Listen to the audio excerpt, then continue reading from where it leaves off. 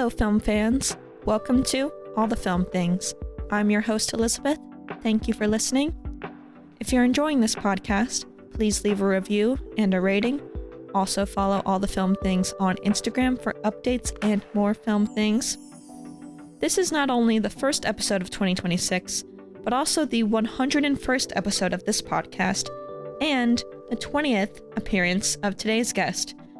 Joining me today is my friend and unofficial, quote, co-host of All the Film Things, and I cannot emphasize those quotations enough, Emmy-winning photojournalist Cole Echevarria. Welcome back, Cole, and thank you for joining me for now a record-breaking 20th episode. I didn't know it was my 20th. Yes, you did. We talked about this like 2 months ago. Wow, I forgot. We were going to do a 100th episode, like, spectacular, but then all the technical difficulties with my computer changed the schedule. So 101st is what we're doing today. Wow. 20th appearance. 20. Can you believe it's 20? No, I can't. I mean, I guess I can believe it as a fact, but I don't know if when I did the first one, I think I'd have done 20. Your first one was the Jackie Brown episode. Wow. I never released it on the wide release. The first one I released was our second episode, The Wrong Man, which for some reason you can't appreciate. My least favorite. Of all the episodes, that's your least favorite we've done? Oh, I don't know if that was my least favorite. No, I think I actually liked the episode because I didn't like the movie, so it was kind of fun.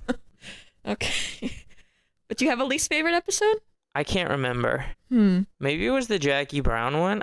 Interesting. Because I only saw Jackie Brown once, and I think I was trying to remember stuff, and I couldn't remember stuff. That's true. Do you have a favorite episode? My favorite episode? I always like the Oscar ones. You do? Those are fun. Yeah, because it's like we go through the bracket, and usually I've watched most of those, and they're like pretty fresh. So probably, was it, I think last year's was my favorite Oscar one, because we did 2, I think. Oh, we've done... Or have we done 3? We've probably done 3, because the first one was just you and I before... In your car, right? In the car. We were recording in the car. That was not out on the wide release, so you can't find that one. It's in the vault. Yeah. But we both came in with our brackets. And yes. after we were like, we gotta make this a thing. This is nice. We gotta add more people. So we'll do our 4th one coming up. Yes, our 4th one. And it should be fun. And this is our, I think, 4th year in review episode. Is it? 2022, 2023, 2024, 2025, 4. But there was one that you weren't on. It was just Sammy and I. Okay, that's what I was thinking. I was only remembering. I remember the one when we were outside and it was cold with Sammy. You two were shivering. And then I'm forgetting. Was last year with Adolfo and Sammy. And was Craig there too, or was that the Oscars one? That was the Oscars special. I remember though. Yeah. These are fun. I think I like the Oscar one a little bit more just because it's like a bracket, but these are fun too. Yeah. So that's the big episode every year, so it's always exciting and Yep. We were talking about who should join us this year. Now that Craig and Sammy... Maybe a fan wants to join. Is there any... A fan? We have a fan. Should we open that up to the people? We could put out a couple categories and let the fans vote and decide. We could do a fan bracket. Put the whole bracket out. Yeah. The fans vote on every single one. And then we compare it to ours. That would be interesting, yes. You could do... How many categories are there? Like 20... Oh, gosh. 20s... Here. You could do 1 per day for however many days leading up. Oh, boy. 24. That would be a nice way to lead up to the big event. Yeah. It is the Super Bowl of cinema. Yeah. Interesting. We're cooking with ideas today. That's right. And we talked a little bit about the year as a whole earlier. We were on the phone. But you said we have different opinions about this year. I felt like 2024 was not such a great year. But I really liked it. Yeah. Yeah. And now you say this year. It's kind of meh. Kind of meh. Kind of disappointing. Because I feel like last year, in the early part of the year, we had some good movies early, like some spring. We had Civil War, Monkey Man, Challengers, all came out in like April. Yeah. And then we had a couple summer movies, like Deadpool in the summer, and we had, I'm blanking a little bit. I know we had a couple good summer movies, and then we got into some pretty good Oscar movies. This year, I feel like we had Fantastic Four and Superman, or okay. Jurassic World was okay. But there wasn't really anything in that spring kind of release window that I Sinners. loved. Okay, Sinners. But that was it. But then it was like everything else I feel like kind of let me down. Mickey 17 was good. It was okay. You should rewatch it. Because I rewatched it a few weeks ago and I thought, oh, you know what? It's better on a second watch. I liked it originally, but it was an odd movie and it was a little confusing. So I think it gets better on a rewatch. Apparently that's one of the bigger flops this year, which is such a shame because Robert Pattinson was excellent. And that scene where he's arguing with himself is one of the best scenes of the year. The other thing is, I think the best movie of the year came out in September, which kind of, it's crazy. So you're teasing your top 5 list, aren't you? Yeah. Okay. So it's kind of hard, like, when you already have the movie that's probably going to win Best Picture, probably going to do really well at the award season, probably the best movie of the year. And so it's like, I don't know, not a lot can compete with that. How do you think this year compared to 2023? I don't remember 2020. It was so long ago. Oppenheimer, Barbie. Well, I wasn't like a huge fan Past lives. of Barbie. You were nearly canceled that year. Oppenheimer was good, but I've only ever watched it once. Such a shame. The Holdovers was my favorite that year. Right, yes. And I did enjoy The Holdovers. Past Lives was pretty good. Very I'm trying to think. I can't think of any other movies that year that really were like, I go back and watch them. And comparing the past 3 years, 2025 did not surpass 2023 in my opinion, but it was better than 2024.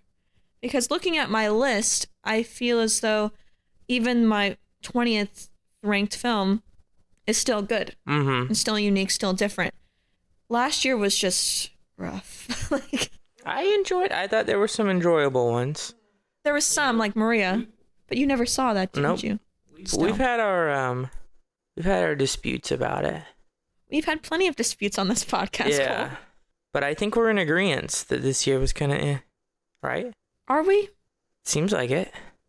I think of this year more highly than you do, it seems. But only like slightly. I mean, we still have like a couple more weeks of releases.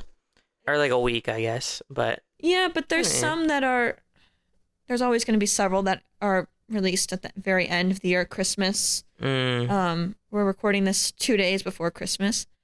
So, well, like last year we missed out on talking about The Brutalist. Right. And I'm Still Here. The Brutalist we talked about on the Oscar special. Oh yeah, you guys talked about the Nickel Boys. We missed a handful of those movies that we caught later in the. We never talked about I'm Still Here because it was playing. Yeah, I think I saw it like a week or two after the Oscar episode. And I ended up picking that on my bracket I picked her for Best Actress. I told you I won my bracket, right? You did. I don't think I have it anymore. But your prize was? I think it was like an AMC gift card. So I won the costume and I won the bracket. So I got 2 AMC gift cards. Oh, no. I have my costume picked out for this year already. I was going to ask. It's going to be a little different. So I was Indiana Jones. So I won 2 years in a row. Costume contest. Emmy winner and costume winner contest. So I was Indiana Jones and I won. And I was a priest or a cardinal. Right? Yeah. And that was fun. That was comfy, actually. Seems like it, yeah. So this year, have you seen Hamnet yet? Yeah. Okay. We got to talk about Hamnet. Yeah, we'll talk about Hamnet. I think I'm going to be Shakespeare when he's the ghost. I feel like that would be a fun costume. Yeah. So yeah, I think like some white paint on the face. Like a white coat type thing. Just like all white pretty much to be the ghost. Like a white fur coat. And you're going to memorize the Shakespearean speech or... Sure. I won't deliver it though. So it's funny actually. I want to see you do that part. Well, especially in costume. I took an acting class in college. I think you know this. I am befuddled. You know Jacob. Do you know Jacob, my old roommate? Maybe you never met Jacob. I've heard you mention him. We took the class together as an elective. It was so fun because it was like a Friday morning elective, and it was like acting 1, I think, and Craig was in it too. Craig was in acting with me. Anyways, for our final, you have to perform a monologue. I did the Hamnet monologue. Or not Hamlet. The Hamlet oh my gosh. To Be or Not to Be. Oh, the suicide memorized death it. scene. Oh. I memorized it and performed it. Whoa. For my final, yeah. And I got an A. So you could do the Hamnet speech in front of your Oscar remember. Party. I remember bits and pieces of it. I don't remember the whole thing. We'll find the screenplay for you online for you to memorize. I have a copy of it, I think, over serious? there. Yeah. Jeez. I think it's... You're so ready for this party. There. I'm walking away from the mic. Yes, Cole is getting up from the microphone. This is him with the... Oh, wow. Can they hear me in the mic? Yes. Get a little ASMR. Proof that a little gnat sound. Yes. There seems to be a lot of monologues in this. I'm sure. It was really fun, though, to... I'll set this down. Well, if you feel the urge to do a dramatic reading from Hamnet today maybe on I'll this just flip through this throughout the podcast till I find... Okay. But it was a lot of fun to do that, because I never done anything because that was difficult to learn how to speak the Shakespeare. Like I'd read Shakespeare in middle school and high school a little bit. Yeah. But to speak it was completely different. It was a fun experience. So that was cool. I was always excited to see Hamnet this year. So you understood Hamnet and the big play at the end and the speeches, you were able to understand the language. Kind of. I don't think it was too they didn't go too complicated into it in the movie, but because I learned the monologue for the class, so I knew what the monologue was about. Yeah. And then it was kind of they explained in the movie what the meaning of all that was. Mm-hmm. But it's interesting. So technically, that's a historical fiction. Mm-hmm. But I looked up some of the stuff that was real, and so Shakespeare did actually play the ghost in the original. I was wondering if that was real, because that was interesting. Yeah. But I had no idea any of the Hamnet stuff before I went in. I just knew about the play, and so that was really cool to learn. And I know it's going to be on your top 5. Just where exactly? Yeah. It's hard. It's hard to, because there's a recency bias thing. Sure. Because that's one of the most recent movies I've seen. But it was also really good. Very good. And Sarah hasn't seen it yet, so we're going to have to go see it with her, is the plan. And the other, so just to tease ahead to my list a little bit. Of course, yes. I think I've only seen one of the movies more than once on the list. Huh. I think the others haven't been, you have to pay to rent them, and I don't want to, they're not on streaming. But the other one of them's on HBO. A couple of them are still in theaters, I think. Yes. I'm so curious what your list is. I don't even know what number 5 is yet. I'm kind of going to... I'm going to throw it out there whenever we get to it. All right. Because there's 7 movies I think it could be. 7? Well, you can give a top 10 if you want. No, that's... I don't know. Then I have to narrow down where they're all going to go. If you name all 7 of them, then you're going to get to 10. Tied for 4th? Yeah, then I would just read my top 10. If you go through all these... I'll do a top 5. Okay. And then if there's a movie on your top 10 that's also in my top 10, I'll say, that would have been in the top 10. I don't know where I would have ranked it, though. Okay. And then if there's any that I think deserve a little bit of love, I can throw that out there, too. Oh, yes. We're going to get into all of that in this episode.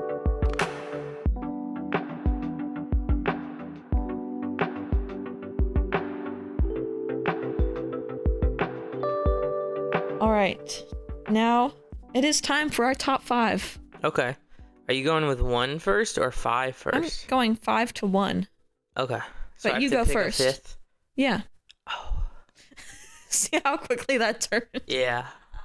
Number 5. I'm going to go with Weapons as number 5. All right. One of the best horror films of the year. Yeah, it was pretty interesting. I liked a lot of the stuff they did with it. And I liked the acting, and I liked the way they told the story. I actually, on the plane back yesterday, I started watching it. And so that was good. So that's the one you saw twice? No, I guess technically I haven't seen it twice because I didn't finish it. Okay. So I watched 30 minutes of it yesterday. Did it scare you?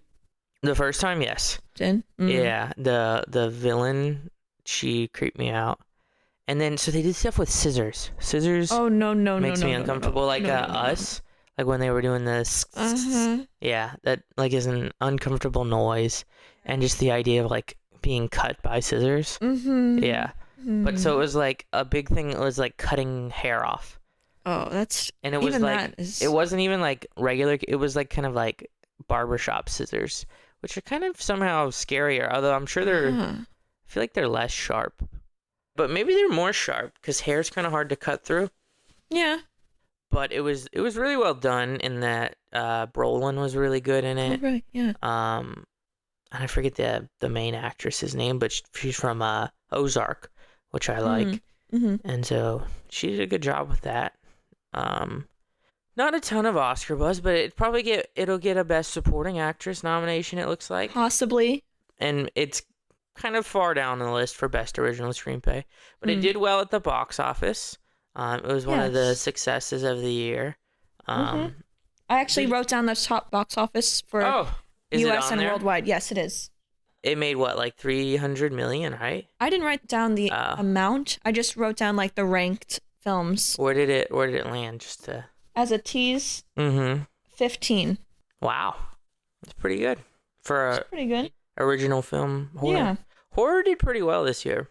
Well, yeah, Sinners is still a big favorite amongst everyone, and not just those in the film community, but mainstream audiences as well. And will it be the number one pick amongst past all the film things guests? Who knows? Maybe. Teasing that too. Okay. What's your number 5? No, you're still going. I have to do all 5? No, we do one at a time. You're first. You want to go back and forth? Yeah. All right. Well, let me just pull up my letterbox list because I forgot to write that part down. My list had a bit of a shakeup yesterday. Wow. Because I watched a film that I had been really wanting to watch, but it's only available on a certain platform. Okay. And it wasn't released in theaters, but I'll get into that rageful rant soon. Okay, number 5. The Ballad of Wallace Island. Nope. So this came out at the very beginning of the year. It's a comedy. You would like it, I think. It's on Amazon Prime. It came out in Sundance. If it was in theaters here, it was very brief, as is many films, which is a big problem today. It's with Carey Mulligan. She's one of the bandmates.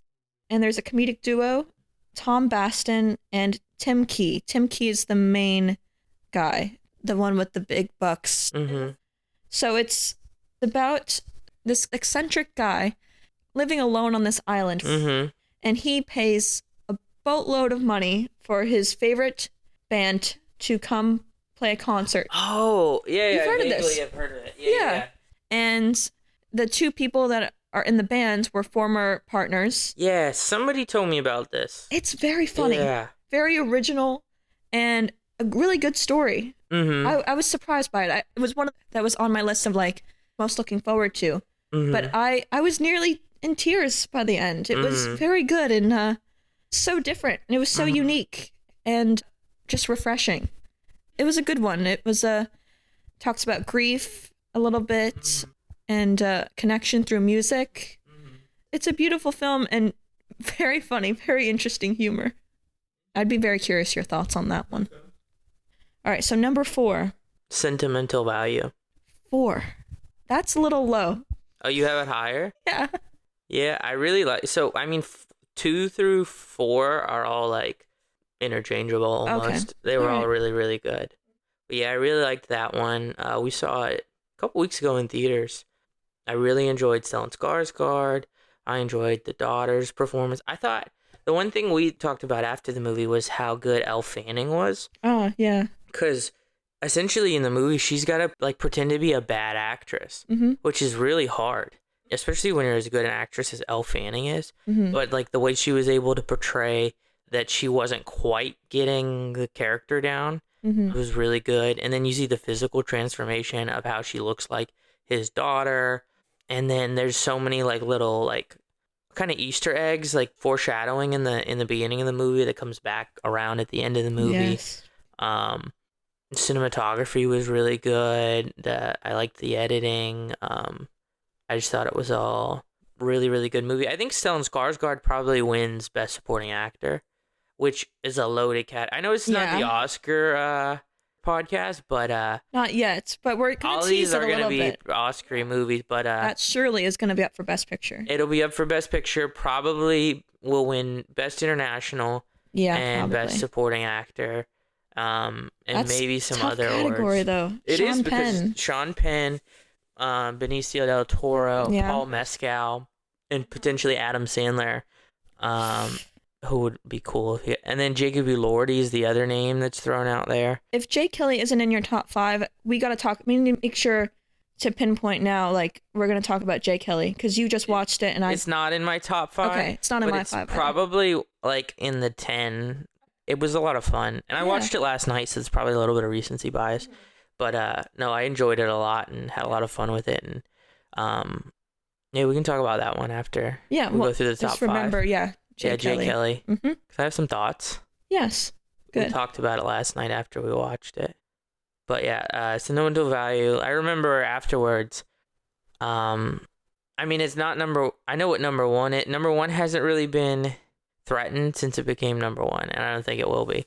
But I really think I know your number 1 I almost pick. thought it was number 2 or 3. Well, it was probably number 3, and then I watched another movie, and it bumped it down. I think I know what you're getting I mean, at. you probably know my top 3. I'm piecing it all together now. Yeah. Number 3 was number 1 for a long time, and is now number 3. The suspense. Can you all feel the suspense of this? I'm trying to figure out what Cole's list is. So you have Sentimental Value high? Yes. I'm going to guess it's your number 1. Near. Oh, it's number 2. Near. So it's number 3? I'm not answering any more questions. Okay, go ahead. All right, what's your number 4? Bridget Jones, Mad About the Boy. Now, I know you're laughing. Okay. But you like Bridget Jones a lot. Yes, I do love the Bridget Jones movies. The first one is one of my go-to favorite comfort films, go-to rom-coms. I've seen it. I can't tell you how many times I've seen it. The second one, not as good. There was a shift to the dramatic that was just too drastic. Uh-huh. And actually, my grandfather agreed. He saw them and he was like, oh yeah, that was too big of a jump. The third one was good. Very funny. And I remember when it came out in theaters, it was this big deal. All the channels were promoting this film. I hadn't gotten into Bridget Jones just yet. And this fourth one was coming. And I was so excited. I'd been waiting for a fourth one. I kept checking my Fandango app, seeing when it'll be available, when I can go see it, so I can have my Bridget Jones moment in theaters. It was released on Peacock only. A Bridget Jones movie. Wow. I was devastated and I was angry, and I'm even more angry now that I watched the film and loved it. So I mentioned the dramatic turn to drastic in the second one. I don't want to spoil it. I don't think those are your kind of movies, no, but not really. This one plays with that balance so much better. It's definitely nostalgic in some little ways, but the focus of grief and playing with comedy and drama was really beautiful, and it was so funny. But there were plenty of moments, even before the title card came on, that I was like crying, tearing up. It's a beautiful film, maybe because I love the character and I really connect with the character that I put it so high up. And just because, it's Renee Zellweger, Hugh Grant, he's very funny, and Colin Firth. But Hugh Grant's more in this one. He wasn't in the third one. It was nice to see him together for the first time with Renee Zellweger in 20 years. They had some funny moments, and I knew I would like it, but I didn't expect to like it so much.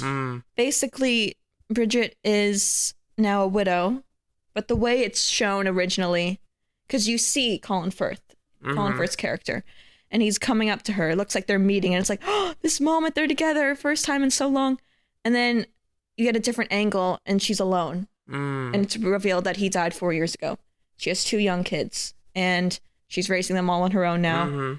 And Hugh Grant's character is now like the fun uncle who watches them occasionally. And how she's like processing, because there was a point where she's like, you know what, I'm going to decide to live, because she wasn't moving on. And so she was like, I'm going to do this. She goes on a dating app, meets Leo Wardell, who was in White Lotus season 2. And he's like the first love interest. And then Chiwetel Ejiofor becomes the love interest at the end, who was there from the beginning. And he has some similar characteristics to Mark Darcy, who Colin Firth plays. So you could see why she fell for him. And there's some little classic lines, like, "You're perfect just the way you are," that's said in this one. That's it's just so perfect. And it's like, oh my God, just enough in nostalgia. So I loved it. And yeah, my bias is probably why it's so high up. But if we're talking about favorites, then that's kind of what I based it off of. It was really a good film. And actually, now that I think of it, there were a lot of films this year that I just felt like weren't entirely whole. Like either they left something left unsaid or they just finished it too early. And that's why some of the films that I rated are a little bit lower on my list. Films that were more whole, I kind of put higher up. And I felt like this was a whole film, a good conclusion if they choose to end it now, even though Renee Zellweger does not want that. So yeah, number 4. Wow. Yeah. Well, good for you. Thank you. I think. Yeah. Oh, okay. It's your list. You put whatever you want on it. Yeah, sure. Number 3 for you. Sinners. Okay.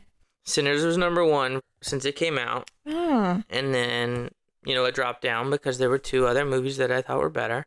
This is the one I watched twice. Saw it when it came out, and then saw it again on HBO over the summer. But I loved it. Loved the story. Loved the vibes. Loved the acting. Loved the bluesiness. I love the blues generally, but I love the blues. It's a horror movie, but it doesn't feel like a horror movie. It's like a period piece that like the last 30 minutes are like a vampire movie. Right. Cinematography, the editing, the scene where he's going through the music and they're like transcending time and space is one of the coolest scenes in a movie ever, I think. And the all the acting was so good. Like Michael B. Jordan was great. Oh, of course. Miles Catan was great. Haley Steinfeld was great. All the other actors were really cool. I love a good original idea, so love that. And since it's gonna get like 10 Oscar nominations and probably win 4 or 5, I would think. Doesn't seem like Best Picture is necessarily in the cards to win. Definitely a nomination. Definitely Seems a nominated. little bit of a runaway right now in Best Picture. And even if it's not a runaway, I think Sinners is like the 3 or the 4 right now. But for a horror movie to be that high, highly regarded, speaks to how good of a film it was. So yeah, I loved it. I think that's all. I think the song was I really liked the song I Lied to You, and the score in general was really, really cool with the blues and stuff. So it'd be interesting to see what happens in those categories with the Oscars, because the K-pop Demon Hunter song is like the favorite. But did you see that? I've heard good things about it though. Yes, that was like the movie of the summer apparently. And then there's been so many good scores because, I love a good score, Elizabeth. Oh, yes. And you love a good story. I love a good story and a good score. That's right. And Sinners, both. Plus really good cinematography and editing and really unique stuff. So props to Sinners. Is Sinners on your top 5? It was, and then it got knocked down. Oh, but really? I will say I didn't see it in theaters because I was too much of a scaredy cat. It was a horror film. And several people told me that it's fine. I can handle it. I told you that. Yeah, I'm pretty sure you did too. It was such a bummer because I am a fan of Michael B. Jordan and Ryan Coogler. I think they're one of the best actor-director duos of our time. And they're continuing to prove it with something like Sinners, which is so original. And the way they take that horror film trope of like being locked into somewhere and like the monster's going to come get you, and the way they twisted it and made it this tremendous scene, this tremendous act of the film was incredible. And the cinematography, I think that being at night, it was concealing a lot of the gore, so that I think helped. But I wish I saw it in theaters because maybe that would have made it. Yeah, it should get re-released though ahead of the Oscars. I would think it was, but not around here. Well, like it'll get released this Oscars. Yeah, like in February, I would think. Hopefully I can see it then. Especially considering how big of a box office draw it was. Yes, it was. Big box office draw. Record breaking, right, for an original film? Was it? I thought so. Man. That's incredible. Well, if you're a horror film scaredy cat, I think you can handle it because... Yeah, it really wasn't that scary. No. More of like a action-y, a little gory, but not like a ton of jump scares, I don't think. Not really. Yeah. Nothing like... I mean, when the character was going to like... whether they were a vampire or not. That was really the suspense adding to the tension as it goes on, waiting to see if they've turned. That was really more of it. And if they were, they would just come towards you and like attack. So I think that was mostly it. But it was very good, and I'm happy I saw it because everyone kept saying, oh, this is an amazing film. You got to see this film. Loved that one. All right, you're number 3. Number 3, Hamnet. Nice. You're wide-eyed. I have a feeling that's your second favorite of the year. I can't give it away, Elizabeth. Damn, okay. Well, we gotta keep the viewers on their edge of their seats. Of course. We're very Hitchcockian today. We're really reeling in that suspense, elongating the suspense. Yeah, I saw Hamnet a few weeks ago, and I knew that people were crying watching this film. Did you cry? Yes, and I don't tend to cry, but there were certain moments where I was like, you broke me. You got me. Yeah. It rips your heart out. Yes. Puts it back in and then rips it out again. Yes, it does. And then chops it up into little pieces and makes you swallow it. Yep. Yeah. I cried a little bit. You did? I haven't cried for a movie in years. Really? Yeah, and it was like, not like sobbing. I didn't sob. I'm a man. Okay. I'm starting the rumor now that you saw him. It's on tape that I did not sob. Yeah, but like I had like, at one point I was like unsure if I was going to cry or not. Cause there's like a 20-minute period there kind of in the middle where it's just like devastation, like one thing after another. But it was like, am I going to spoil it if I say it or, give a quick spoiler alert. Guys, my rule for this podcast is if everyone on the episode has seen it, just spoil it. You're fine. Yeah. Skip ahead about 60 seconds if you don't want to hear this. So when I didn't cry till Paul Mescal, when he comes home and then he finds out. That's what got you. That's what got me. What about the turn when there are not many films today that I feel have a hint of Bergman in them because Bergman is just a master. Like no one can really touch him. But there was Women Talking. That had a bit of Bergman in it. And this one had a little hint of Bergman. That reveal where, first of all, that kid, Jacoby Jupe, is that his name? I don't know. Who plays the boy, Hamnet? I can look it up. That's a tremendous performance by a child. The kid was really good. One of the greatest child performances I've ever seen. Can he get a supporting actor nomination? He should. No one's talking about it. Jacoby Jupe. I don't know why no one's putting him in the rankings now after it was released. Is he? Like, he was born in like the 2000s or late 2000s or early 2010s. 12 years old. And he gave a performance like that. Tremendous. And the point where... Brother of Noah Jupe. Who, I know the name, but I don't know where he's from. He's done A Quiet Place, Ford vs. Ferrari, and Honey Boy. Oh, okay. I think I can put the face to the name. Yeah. Okay. But the point in the film, after he says trade places so death won't be able to tell us apart. Yeah. Because his sister is dying. His twin sister is dying. So overnight, there's this transferal that happens. And then the mother, I think, played by Jessie Buckley, who's another tremendous performance. Best actress. Definitely one of the top choices. Moves, I think it was Hamnet over, and then it was just this simple little move over, and you can see he's now sick. That moment was executed brilliantly. This little gesture that just to the whole audience. That's heartbreaking because he fully just gave his life for his sister. And he's a child. That broke me. And then he's declining as the film goes on. Not much longer. It doesn't take much longer. And then he's on the deathbed. And the way they portrayed death and like those moments where he's going towards death and this cloaked. I love that because that also is very Bergman. So that whole part, once he was turning sick, that middle part of the film was just another level. Yeah. I loved the ending too, though. The ending was great. She reaches out her hand to the actor and he's taken aback, and then everyone else. The power of art. Isn't that amazing? So does Noah Jupe play the actor, now that I'm thinking about it? I thought maybe that was him because I thought I saw 2 Jupe names. Yeah. He plays Hamlet. Wow. So they're brothers. So wow, what a good casting choice. Yes, great casting choice. Jacoby Jupe has a career ahead of him. After that, I hope he's nominated for that Oscar. I didn't see him on any list, but that would be an interesting one. It's been a long time since a kid was nominated for an Oscar. Yeah. I hope he rises in the ranks for that because his performance blew me away. One of the greatest performances of the year, I'd say. Are we on to 2? Your turn? We're on to 2. That was my 2.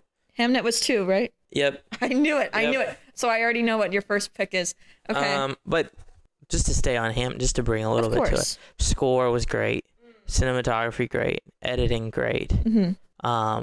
Is Chloe Zhao, is she moving in like that upper echelon of modern directors? I think she is. Her and Ryan Coogler have kind of stepped into that now after. Well, I think big. Chloe Zhao is one of the most versatile filmmakers today. I mean, think about it. Nomadland, Eternals, and now Hamnet. Yeah. Very similar to Ryan Coogler. Yeah, he's had... Because, I mean, you go Fruitvale Station.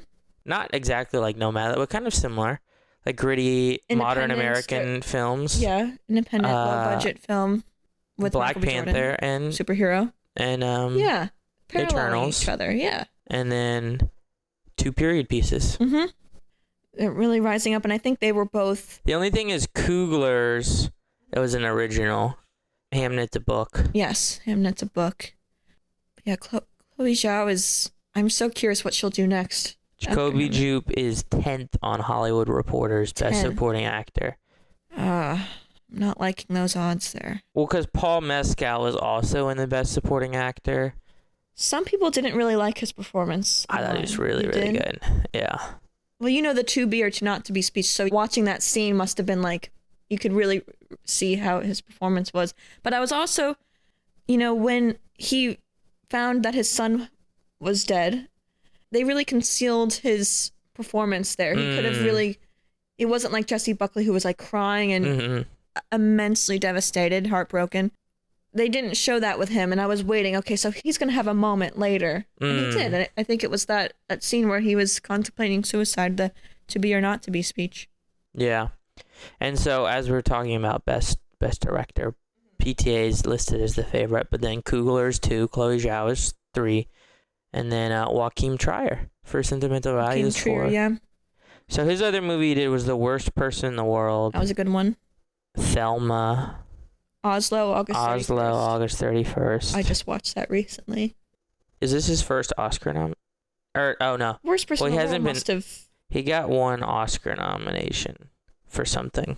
I would think Worst Person in the World, because that was tremendous. No, he got nominated for Best Original Screenplay for The Worst Person in the World. Did you ever see that? We should watch that one. Is that the same actress? Yeah, Renata Reinsve. Huh. Is that one a foreign film as well? Oh, yeah. Norwegian film. Interesting.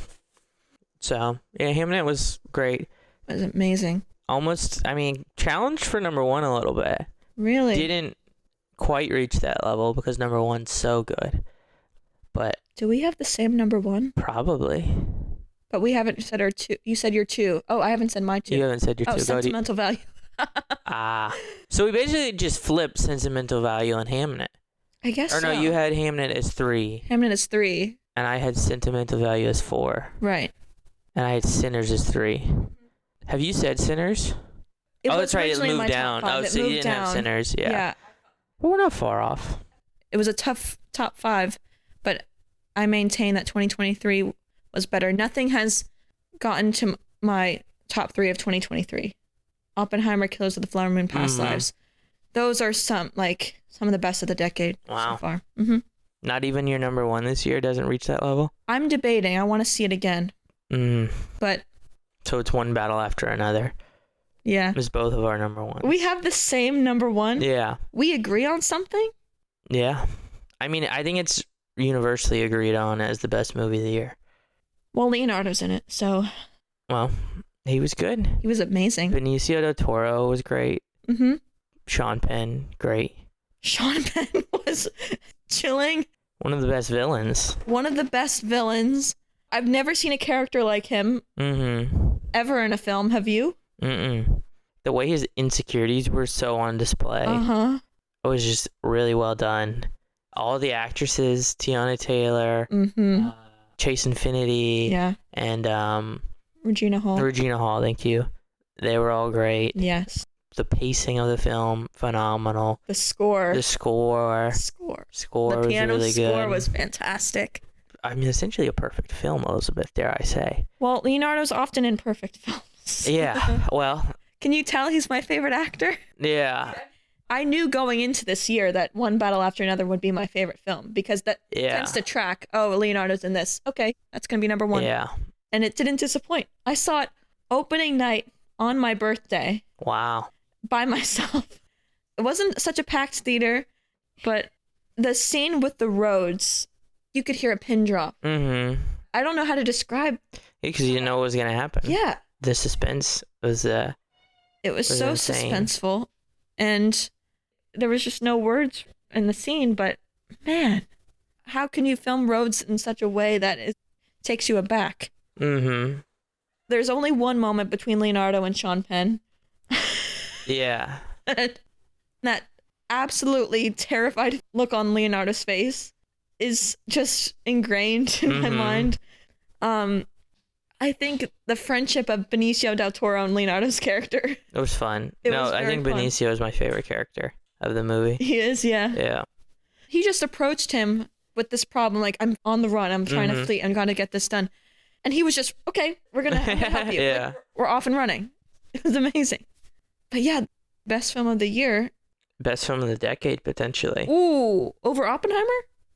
I liked it more than Oppenheimer. Whoa. I'd watch One Battle After Another again before I watch Oppenheimer is such a heavy movie, though. Yeah, but it's a Nolan film. Paul Thomas Anderson.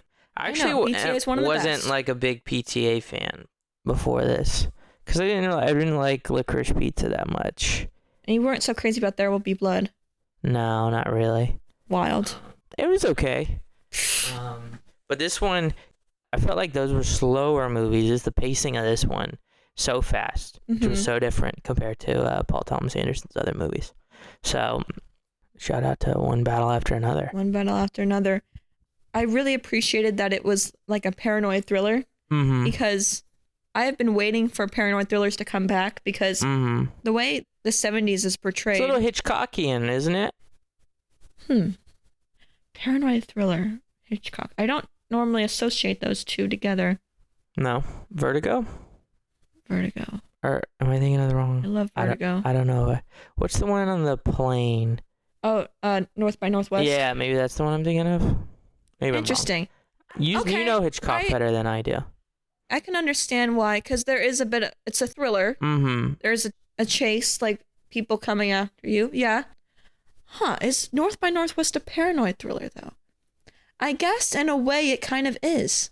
Interesting. But it wasn't, when I think paranoid thrillers, that really had its heyday in the 70s. So like the Parallax View, Klute, All the President's Men. Oh, that's a good one. Oh, it's a great one. But yeah, I had been waiting for a paranoid thriller to make its return. During the film, I was like, I think this is a paranoid thriller. The first one in years. And it was brilliant. It was one of the best theater experiences of the year. I think we were talking about this earlier, but Leonardo's up there for potentially getting his second Oscar for this film. Which I'm not trying to get my hopes up just yet because I can't. You think he's gonna win the Best Acting Oscar, Leo? Well, we're turning this into the Oscars episode. I know, but I mean, we're bound to because the best movies are gonna get nominated for Oscars. The films that come out at the end of the year are the ones that really make us go to the theaters and are going to be the Oscar favorites. And the Oscar season really started with One Battle After Another. Yeah. Came out September 26th. But Leonardo's at a point in his career where De Niro and Pacino is like, any performance that they give, you can give them an Oscar nomination for. They're just at that level. So you think he's gonna win? I would like him to win. Well, you haven't Ethan seen Hawke, Marty Supreme yet either, which is the other one towards the top. God, don't even get me started on... Timotei. Yeah, he... You're just mad because he's trying so hard to win one. People get so mad when you try to win an Oscar.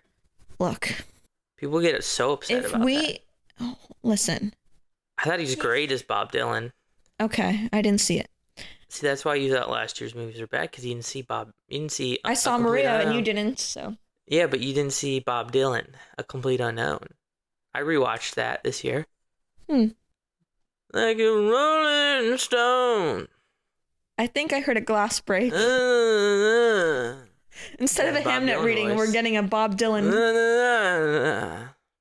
Okay. Moving on.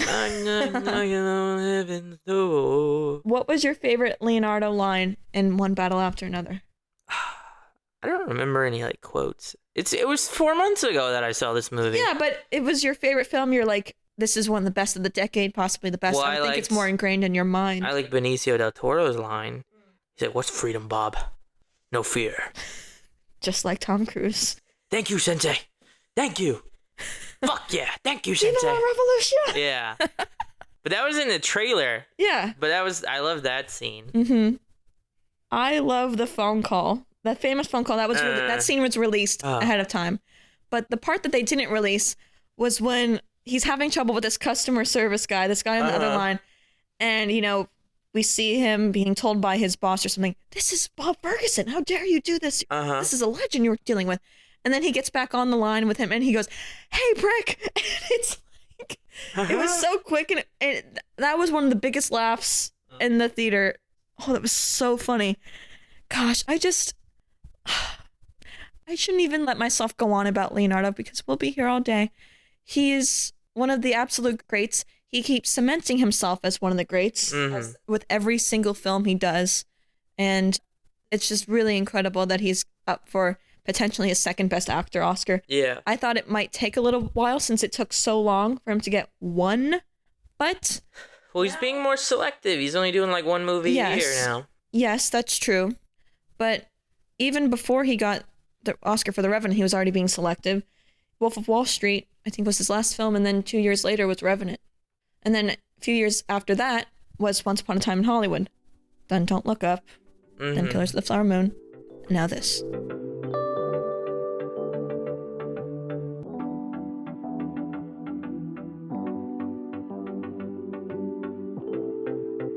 You were talking about who's in the running for Best Actor. Yes. Some people are hoping Ethan Hawke wins for Blue Moon. Yeah, but he's kind of fallen off the list because I think Blue Moon wasn't that well critically received. No, it was. It just wasn't getting enough attention. Maybe. I feel like it's having a similar... I wanted to go see it, but it wasn't in theaters that long. It was playing not at Cinemark, only at Regal. And it played at AMC Regency, too. Probably AMC Regency. But it was like 3 p.m. in the afternoon on a Tuesday. I'm like, well, I gotta work. Yeah. See, that's the problem with some great films. They're not in theaters long enough, or a big movie that's maybe a kid's movie books out so many theaters for screenings when it's just unnecessary. So it makes smaller films, some of the better films, Oscar films, unavailable to those who want to see them. But Blue Moon was a nice surprise. I actually wrote a little analysis on it, specifically on one moment. When I say little analysis, I mean pages. I can't help myself. I would love Ethan Hawke to get an Oscar. It's shocking that he doesn't have one. But, I mean, if it's Leonardo and... Well, Leonardo's got one, so... He has one, but... I think it's Timotei's turn. Not yet. They're going to make him wait. If he's good, he's good. You're just a hater. I'm not... You're just a hater. I'm trying because he's hard. a young actor. No, I'm trying to keep my rant, and I don't know if I've talked about this on the podcast. I feel like I have. Well, I'm just going to keep poking the bear. Oh, God. Well, what were some of the worst films of the year for you? Worst films of the year? Yeah. Oh, my God. Well, we just went and saw... Friday night, we went and saw The Handmaiden. Oh. It was good, but also bad, if that makes sense. Like, it's getting good reviews. It got good reviews, but it's so cheesy. Really? It's like but it's like, it is fun. I like Amanda Seyfried. Sydney Sweeney is actually okay in it. She finally had a win this year. Yeah, after all her a lot of controversy, a lot of films that didn't do so well. Busts. Yeah. Flops, I should say. Did you see Christie? No. I was curious about watching it, but again, that's another film that was not playing at Cinemark, I don't think. It was just only available at Regal. Yeah, I never saw that. I thought they had it at Tinseltown for a little bit, but I don't know. They did, it was brief. When she got the role and it was announced, I was like, okay, so this will be a big show of her acting and whether she can lead a film like this. And it just, I don't know, maybe because of some controversies, it was harder to find. It wasn't... The Falcon and the Winter Soldier was pretty bad. Oh, was that Brave New World? Brave New World, excuse me. That was one of the flops of the year, yeah. It was pretty bad. Came out in like January, didn't it? Like very early on. Or February. Yeah, pretty bad. But then the rest of the superhero movies were fine. Thunderbolts apparently was a flop, but... Financially, but it was a good movie. Yeah, a lot of people gave it like 4 out of 5 stars. Yeah, it was critically reviewed pretty well.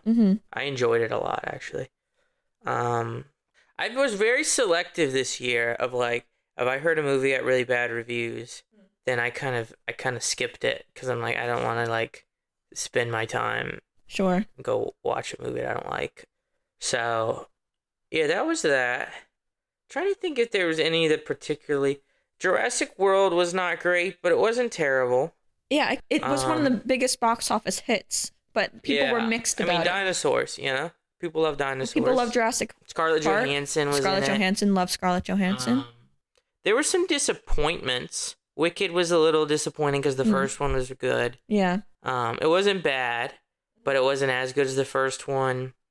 Superman and Fantastic Four, solid superhero movies.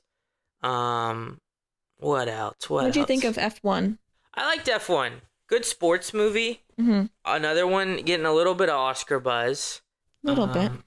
It's on the fringe of Best Picture, actually, getting a nom. Yeah, right. No, it is. I don't believe that. Hollywood Reporters had it on there until recently, and then they dropped them down to 11. So they're on, like, the outside looking in. But, I mean, so Avatar Way of Water, which I haven't seen yet, Wicked, F1. I feel like... Fire and Ash.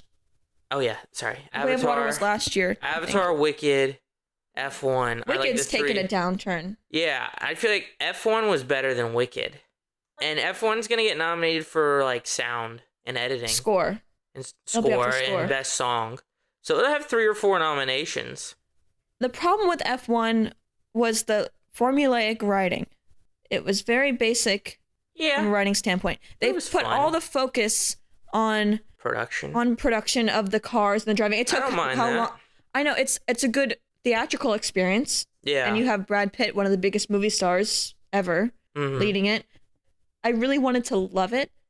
Especially because you were hearing about this film for so long. Like, they kept having to raise the budget for production and all this stuff, some complications along the way. And so, okay, finally this film is going to come out. But I couldn't get past the writing. It was cool to be, like, in the car, like, going fast and all that. But it's one of the most beloved films of the year. Oh, we haven't talked... Materialist was a favorite of mine this year. I did like Materialist. It's good, yeah. Yeah, I enjoyed it. I just think the film didn't have enough of, like a heart behind it. Like a soul. I felt a little... Or no, maybe the chemistry between Chris Evans and Dakota Johnson wasn't strong. But I thought I liked it and enjoyed it, but it wasn't quite... Like, it could have been better if they had better chemistry. Did you like it more than Past Lives? No. Really? I don't think so. Past Lives, to me, is, like, tremendous. It's one of the best, but Materialist was very good, and I liked how well it did this year, because I think that's a statement, like adult comedies and such, adult rom-coms. I rewatched it recently, and I was like, okay, I think I like it more. It's one of the more standout films of the year, I'd say. 2 other underrated movies, Bugonia and Frankenstein. Okay, let's start with Bugonia, because that's been getting some Oscar buzz, slipping slightly. Yeah. But I've heard it's intense, especially at the end. I don't think it was that intense. Violent? It's more of like a thriller than a horror movie. Well, yeah, it does. Like a mystery thriller type deal. but their It's not ending's more bleak. than Sinners. Really? I don't think so. All right. Maybe I can There's watch a little it. bit of okay. There's some blood. There's some bloody scenes. I don't think it's that bad. I'm trying to remember. It was like a month and a half ago. Okay. Jesse Plemons and Emma Stone are great in it. Yes. Emma Stone is potentially a Best Actress pick. Yeah. That was one person's favorite film of the year of the past guests. Wow. Yes. Do I know them? Franklin Rich. Oh. That's his favorite of the year. Only person who picked Bugonia. Oh, did anybody else pick any of the movies we picked in our top 5? Yeah, we can go through that now, actually. So, there were 2 people I asked and answered, but didn't have a pick. They didn't have a film this year. Mm-hmm. And I'll thank them at the end, but I just want to give a special thank you to each of them because I appreciate them for answering and participating in this. So, Nouvelle Vague. Heard of that. I actually just saw it because I was looking through the Rolling Stone top 20 movies, and they had it as top 4. Was that Good one. Was that Craig's? Max Oliver's pick. French New Wave, very good film. It's one of my favorites. Some of these films, like Nouvelle Vague, I kept dropping the list. I'm like, damn, like it's a really good movie. I really enjoyed it. It was beautifully shot and artistic and just really cool to get this behind the scenes look of Breathless, which is, I don't know, it's okay. Breathless is to the French New Wave as Easy Rider is to the New Hollywood era. They're both films that catapulted the era and cemented this new era for film at this time. And Breathless, have you seen it? Mm-mm. Oh, it's very good. And Zoe Deutsch was very good as Jean Seberg. I hope I'm saying her name right. Mm-hmm. But yeah, that was a very good film. I think it helps to know those directors that are featured in, like you have someone playing Inez Varda, you have someone playing Truffaut. So it's kind of cool to see these like director cameos. Like, oh my gosh, this director, some of the greats of French cinema are here at the beginning of New Wave. So yeah, that was Max Oliver's pick. I'll say the number 1 pick at the end, but Mathieu Cote, who's becoming a regular on the show, he said One Battle After Another is his favorite, but The Naked Gun was the biggest surprise. I watched that the other day. It was funny. Really? Did you see it? Yeah. I haven't seen it. Oh, okay. K-pop Demon Hunters was the pick for Dina Vo and Emma Catherine. Okay. Both didn't see that one. Wake Up Dead Man, Brandon Gibson. I interviewed him. Steven Bernstein chose One Battle After Another, but Sorry Baby was his second pick. That's the one that I was devastated to not have seen before this because that was like number 1 on my radar. I felt like it would be in my top 5 had I saw it, but hopefully I can catch it at some point. Superman and Sinners was the pick for Shane Kidd Walker. He was on a Creed franchise episode. Wicked for Good was the favorite for Vesta Millard. I interviewed her last year. And the second favorite for Catherine Jakeway, one of my friends who really picked Sinners as her main favorite. Art Smith Jr., he chose The Brutalist, but I had to explain to him that it's a 2024 film. Sammy had the most obscure pick this year, I'd say. Seeking Haven for Mr. Rambo. It's an Egyptian film. And that's Sammy's film? Sammy's pick of the year, yeah. Interesting. Never heard of it. Bugonia was Franklin's, and The Accountant 2 was Shannon Overbay's. The Accountant 2 was You good. like that one? I liked it. I haven't seen either, the first or the second one. They're fun. They're fun movies? John Bernthal's good. I enjoy John Bernthal. So, yeah. All right. Good. I forgot that came out this year. Saw that with my dad, actually. Ah. I enjoyed it a lot. That came out, must have been around Sinners, like early part of the year. Yeah. The film that won the poll of all those who participated was Sinners by 1 point. Wow. What did Craig say? I'm sorry. Craig picked One Battle After Another. Okay. So for Sinners, Graham Zielinski, Adam Madrid, Adolfo Miranda, Catherine Jakeway, and Shane Kidd Walker, they all picked Sinners. I hope I'm not leaving anyone out. One Battle After Another, Mathieu Cote, Steven Bernstein, Jonathan Berman, Craig.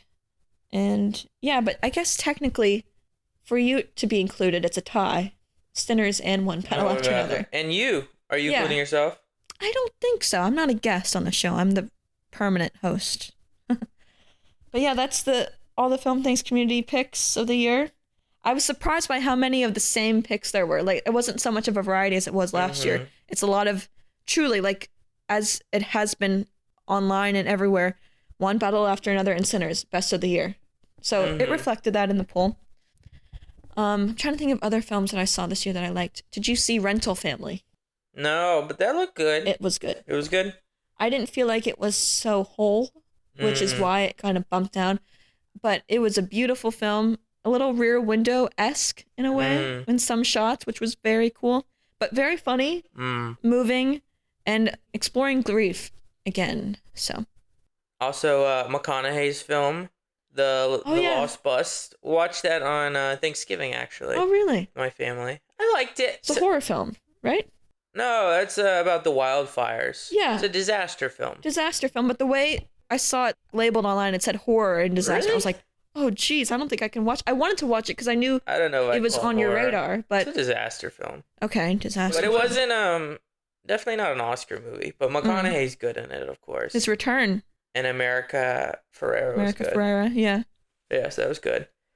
You want to talk about Jay Kelly a little bit? Yeah, let's talk about Jay Kelly. Loved it. Yeah, I loved it too.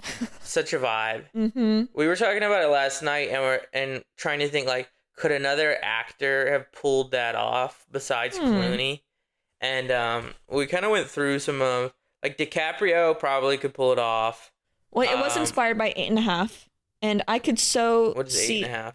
It's one of the best Italian films ever made. Marcello Mastroianni's in it. It's done by Fellini, and it's similar. It's like a director who's pressured by.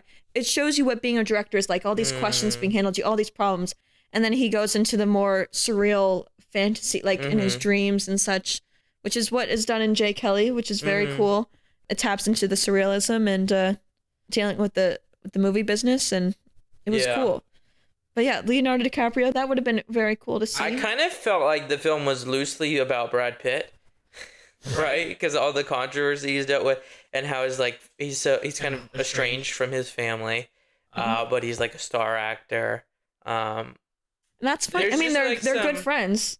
Clooney and Pitt. Yeah, they've been longtime friends. They pull pranks on each other. Yeah, that makes sense. Huh. And also with how Pitt has become a little more spiritual in recent years, I feel like. Yeah, a little more I believe so. Guru-y. And then we said, well, maybe Tom Cruise. But Tom Cruise, so Clooney's, what makes the character in the movie is Clooney is so charming. And there's not that many actors that have just the natural charm that George Clooney has. That's I don't true. think Tom Cruise has the charm that Clooney has. Universally beloved. George Clooney is universally beloved. He is a movie star. Brad Pitt has fallen from the crown a little bit because of what he did to Angelina and the kids. Yeah. But I'll save that rant for another time. Brad Pitt could have played the character. Could have. But it just seems to fit. Well, yeah, maybe. I do have a tribute section in this episode, so we can talk about Redford a little bit. But in terms of a movie star, that could have been interesting if it was made years prior. He would have been great. But you mentioned how Billy Crudup was a great supporting actor.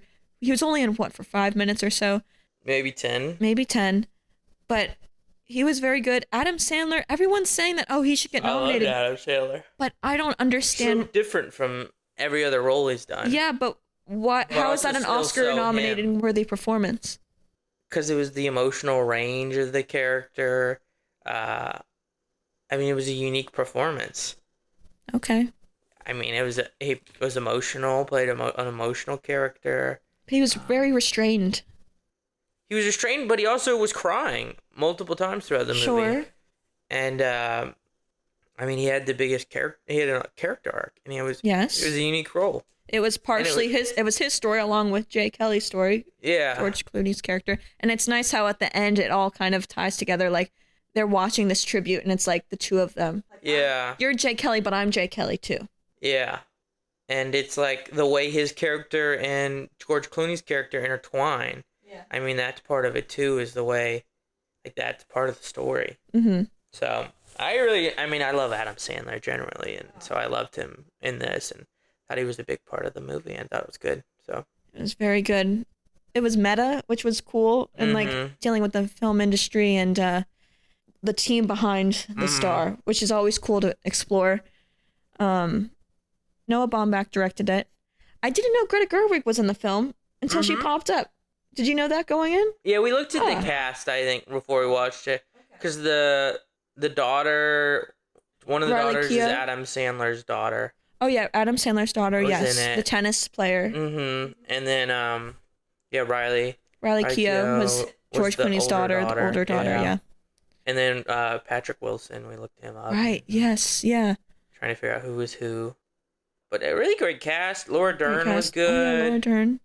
But it was a lot of fun. I enjoyed the score, too. It's kind of getting some love for best score at the Oscars. So, could snag a couple Oscars, or could snag 0 Oscars. Could be nominated for a few, definitely. Yeah, I guess that's what I meant. Probably won't win, but... Very good movie. I think maybe through the years I could get some more appreciation. I just felt like towards the end when George is like swept in the crowd and they're arguing, I just felt that was a little like they just had to put a dramatic moment between them in there. He wasn't even saying anything. It was just kind of odd. It just didn't fit perfectly. Did you see Eternity? That was good. Very cool rom-com. Very different. It makes you... I guess it's thought-provoking in the sense that if you could choose your eternity, which would you go to? Would you go to the beach one? Would you go to suburban life? They had all sorts of eternities, and it was a good movie. I mean, predictable in a way, but I still enjoyed it. Some funny moments. I think it was funny, and then it went a little too far. Like, okay, I think you're more trying to be funny at this point. Too many jokes, but it got a little Eternal Sunshine of the Spotless Mind at one point, which was really cool. What else? I'm trying to think of what other... Eleanor the Great. You mentioned Scarlett. That was her directorial debut. Oh. Yeah, very good. It was in theaters for a week here. A week. Seems like a lot of movies. Yeah, it's so annoying. It needs to be fixed. But I was moved. I think I cried a little bit. Again, a lot of films about grief and death this year. Did you see Die My Love? Yes. What'd you think? It was interesting.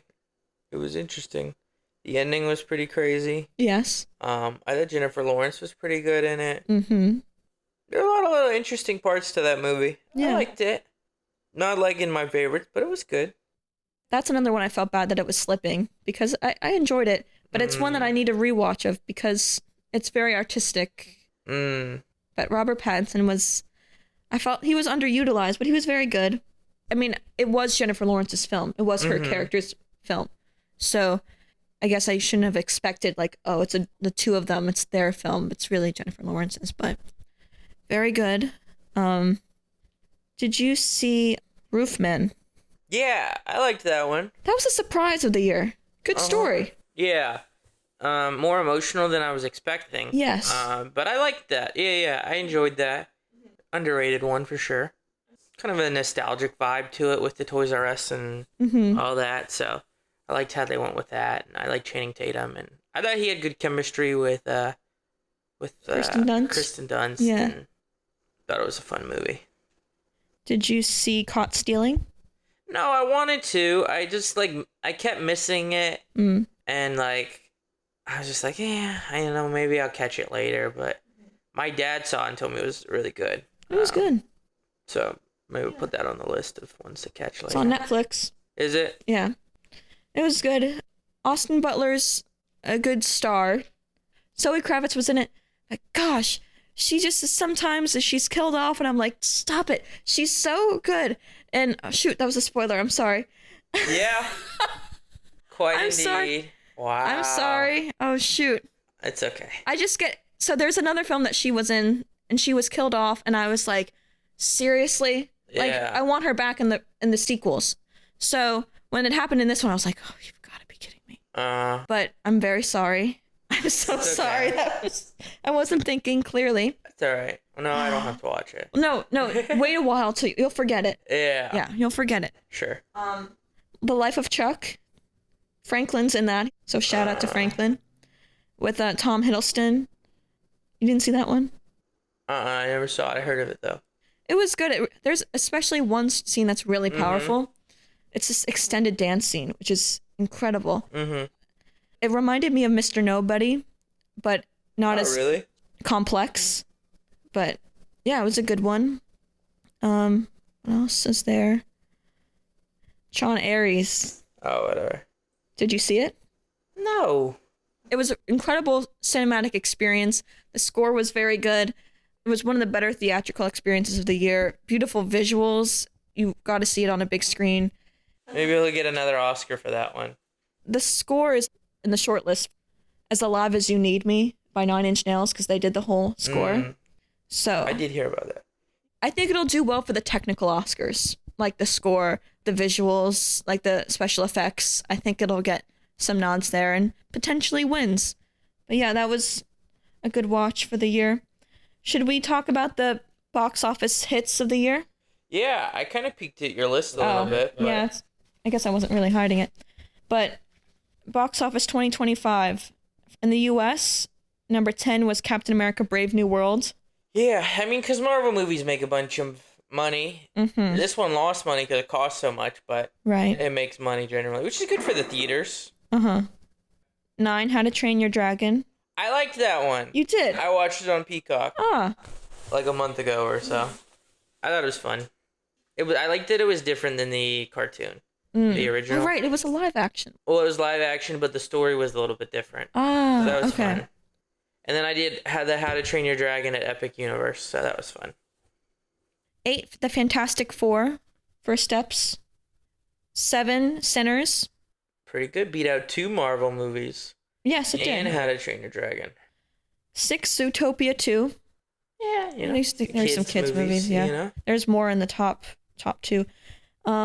Wicked for Good is number 5. Wow. Yeah. I mean, it was a hit last year. Number 4, Jurassic World Rebirth. I saw it, you know. I almost watched it ahead of this because I thought maybe you've seen it. Number 3, Superman. Yep. Pretty good. Enjoyed it. 2, Lilo and Stitch.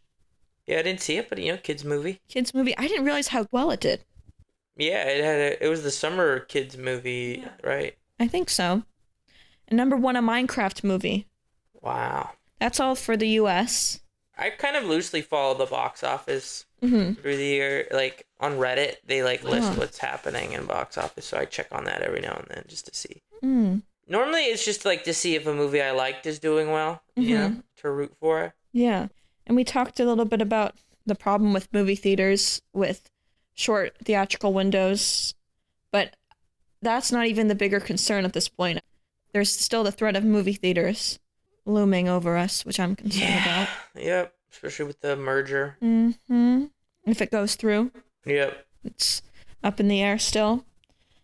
But I think Gen Z really showed up at the theaters this year, and I think that's going to be a big help, a big driving force for the future. I do have an in memoriam segment in this episode because we lost a lot of giants. Michael Madsen, who was in Reservoir Dogs and Pulp Fiction. Terrence Stamp, who was in the film with Peter Fonda called The Limey. He also was in a film I watched not long before he passed called, The Theorem or Taormina or something in Italian. Interesting film. Definitely an art film. He was an integral character in the film. Claudia Cardinale, Italian actress. She was in 8.5, actually.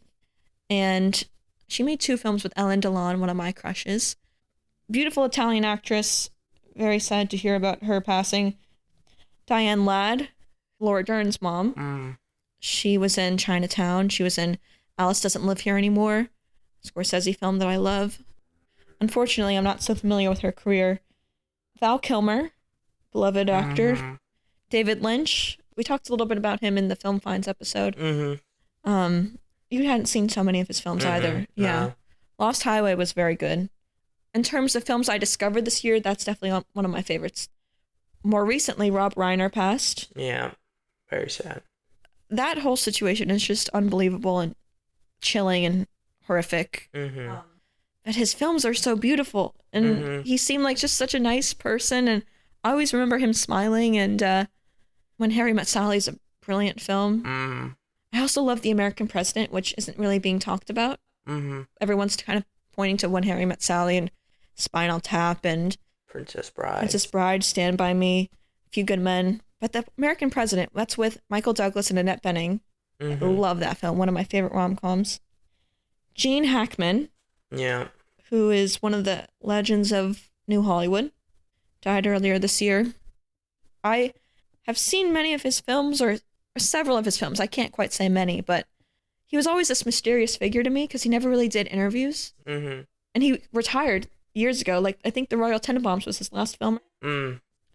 And there were two. One that I know you're a fan of, Robert Redford. Yeah. I never ended up making a tribute post to him because every time I tried, I would cry. Because he meant so much to me. Yeah. He and Jack Nicholson, though I believe Redford was first, were the reasons I got into watching older films.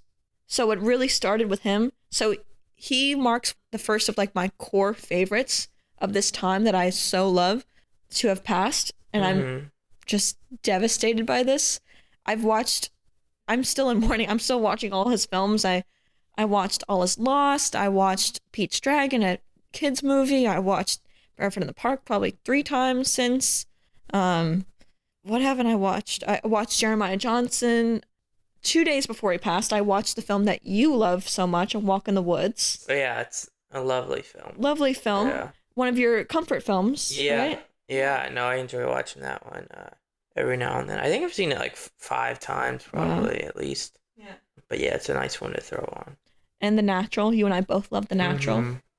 So you were a fan of his as well. What do you think? Or how have you been impacted by? That's a tremendous. You know, I think you probably had a bigger impact than me. You know, sad to hear.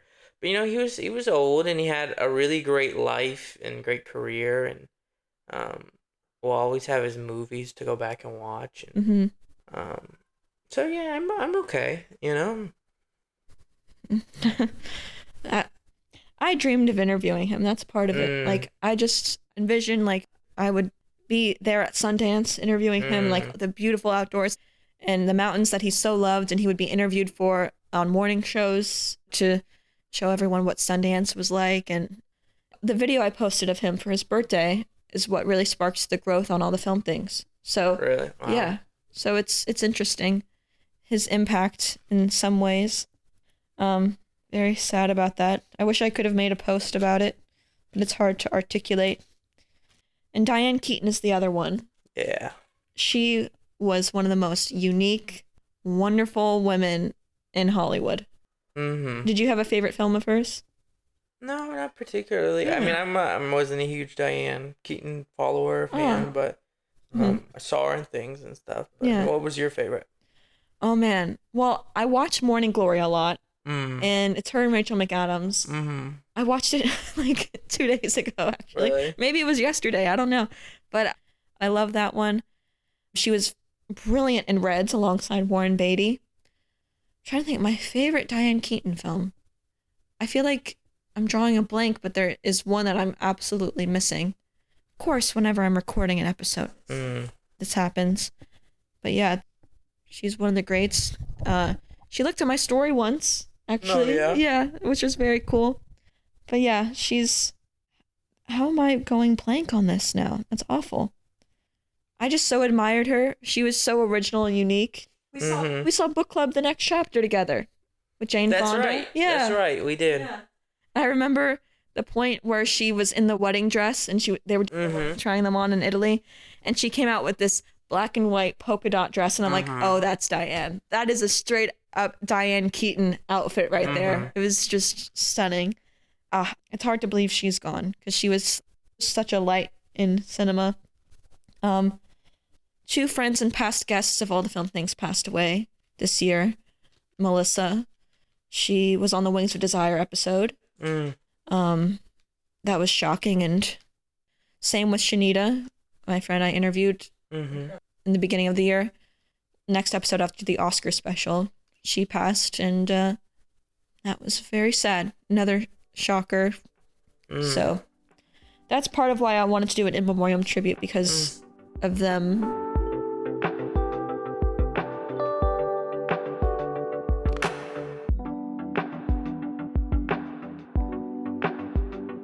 What are some films that you've missed or have yet to see that you want to see?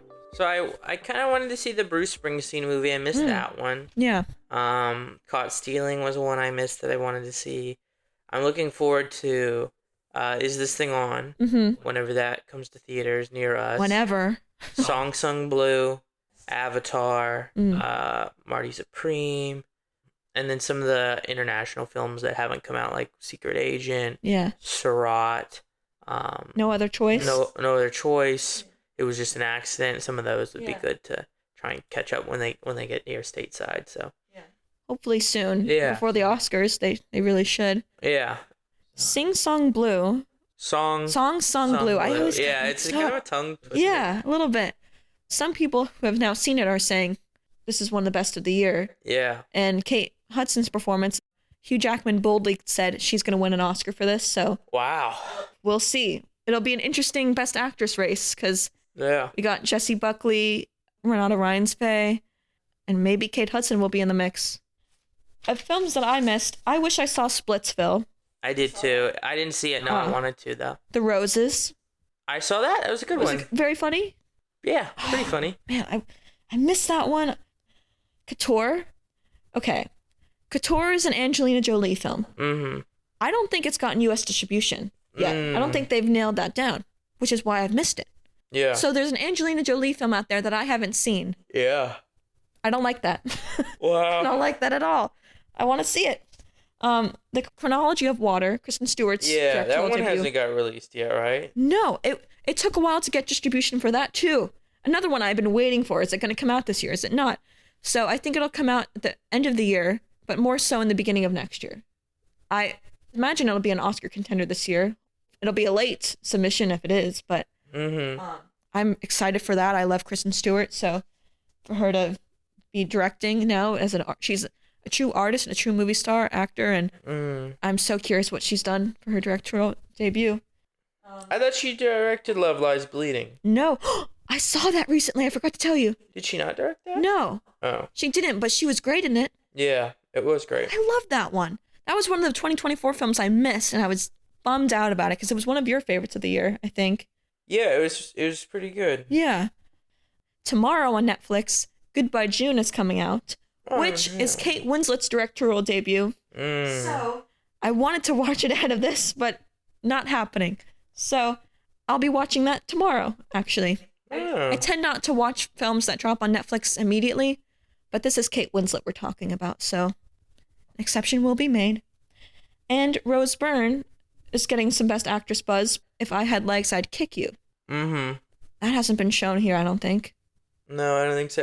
It might have been briefly out. If it wasn't, it was in the beginning of the year. And we all missed it or something. But people say that she gave it one of the greatest performances of the year.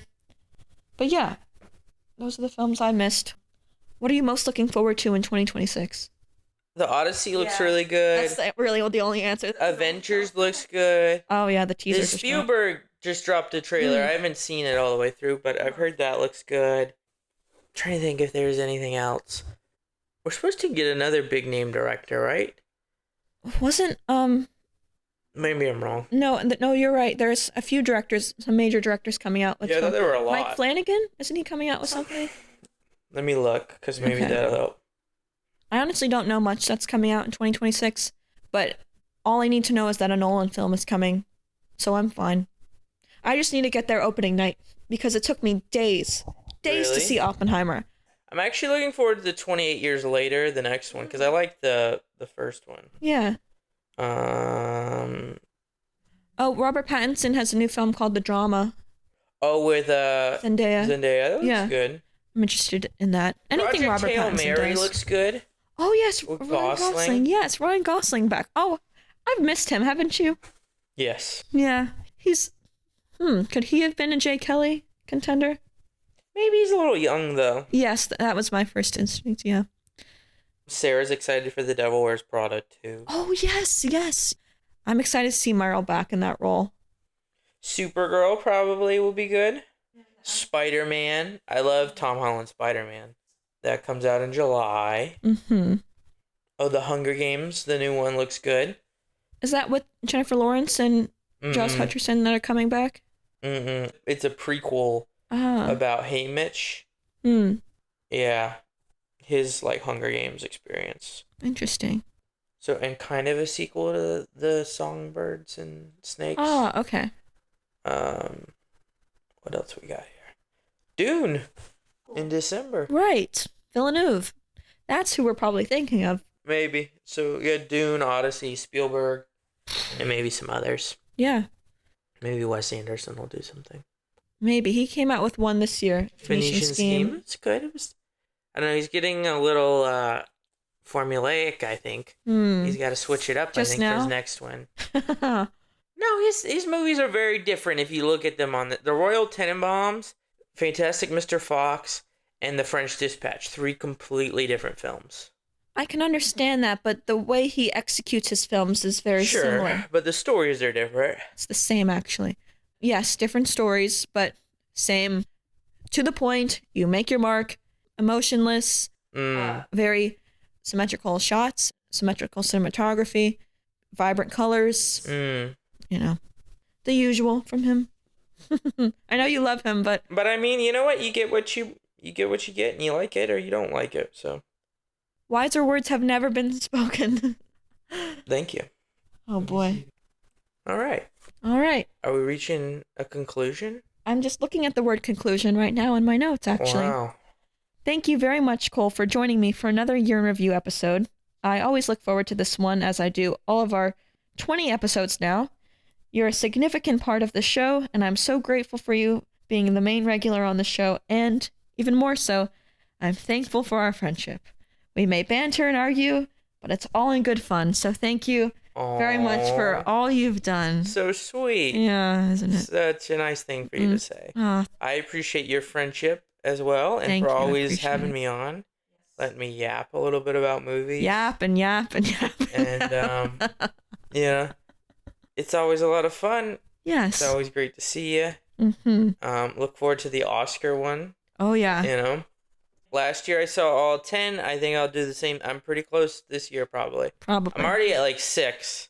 That's pretty good. And it could be 8, depending on which ones get picked. And probably I'll see Marty Supreme and Avatar fairly soon, so that'll get me pretty close to 10. Is there anything that you're working on? Anything you would like to plug? No, I don't think so. We should do a film together, like a short film. Oh boy. I think you and me should collaborate. We've never done a short film together. Did anyone hear a dun dun dun? I think it'd be fun. I think Are we involving Joshua? You can involve whoever you want. I think know. Listen, you do the screenplay. My writing is my weakness. I can write analyses, but those take me forever. I can do the screenplay. I'll DP the film. And you can direct the production, right? You're in charge of production. As long as pre-production is long, because I'm not doing what I did the first time I directed. Okay. So I'll write, you handle pre-production directing. Oh boy. So like, because I don't really like doing storyboarding. I'm sure you like storyboarding. Oh no, I don't. You don't like storyboarding? No. Well, you do whatever you want. We don't have to storyboard. Flashback to high school. I'll DP the film. And then you manage production, the actors and the whatever, and you could probably run the audio. That way you can hear while I see. Gosh, it's been so long since I made a film because I'm always editing this podcast. Fun, you know. It's a very nice idea. 2026, we'll make it happen. Stay tuned, fans. Well, okay, so you really don't have anything to plug? No, I don't. Just the movie that we just came up with. Nothing I can link to of your work? Nope. Anywhere? Nope. Nothing? Just our movie that we're going to make. Well, that goes into my last question, because I usually end episodes with the question, is there a film recommendation, a line from a film, really anything you'd like to conclude our episode with today? But since we're about to begin a new year, is there anything you would like to manifest or speak into existence for 2026? Our movie? Yeah, you just said that. Wow. I manifested you asking that question. Oh my god. We're just so compatible. We're like on the same wavelength. That's why we should direct a short film together. I still can't get over we have the same favorite film this year. How did that happen? Listen. How did that happen? It's fine. Compare it to past years. We'll have a great short film together. I just kind of wanted to do a short film, but you know what? You're more connected to that world than I am. I know people. You know people. We could do it with 2 actors.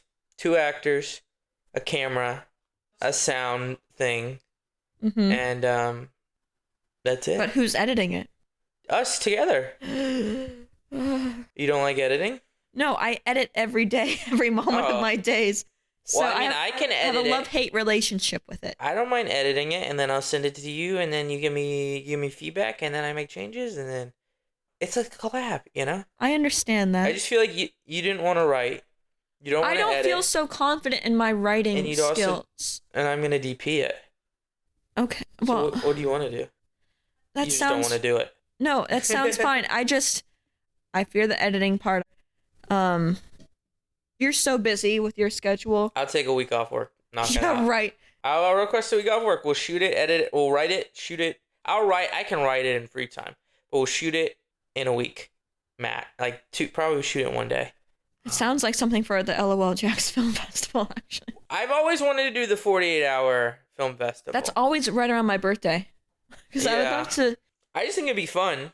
I've always talked to people about how you mentioned it years ago, like, the group of us we should do something for the 48.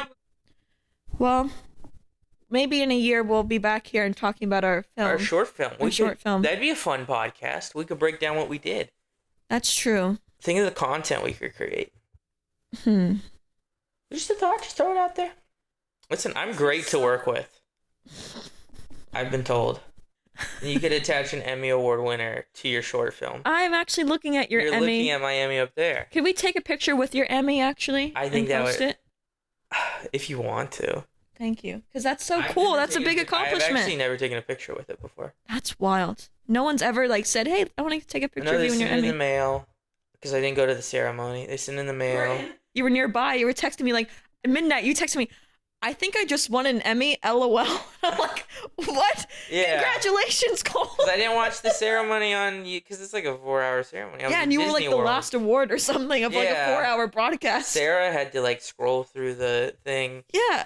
It was fun last year because I won. This year it was I lost. Yeah. So it wasn't really fun. But I wasn't mad or upset, but I was felt like a waste of time to scroll through the 3 hours to find out I didn't win. But, I hope your friends won at least. One of my friends won. We only won 2 awards. We were 2 for 9 as a station. So you'll get them next year. Some years you win, some years you lose. Some is not a big deal. That's true. My hopes for the year, I'd say, I hope to continue doing this podcast. I hope the success continues to grow. My big goal is always to get a big interview. I'm really hoping. I was close last year.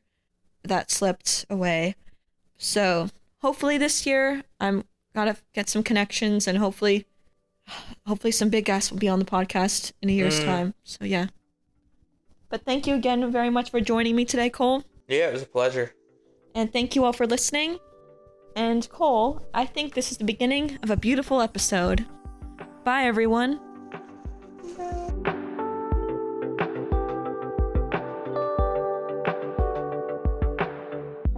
Special thanks to Cole Echevarria, Max Alvarez, Matthew Cote, Graham Zielinski, Dina Vo, Brandon Gibson, Emma Catherine, Stephen Bernstein, Adam Madrid, Jonathan Berman, Shane Kidd Walker, Catherine Jakeway, Vesta Millard, Adolfo Miranda, Art Smith Jr., Craig Ian Pedroza, Samuel Kamel, Franklin Rich, Shannon Overbay, Connor Overbay, Ann Hawkins, and Joshua Smith.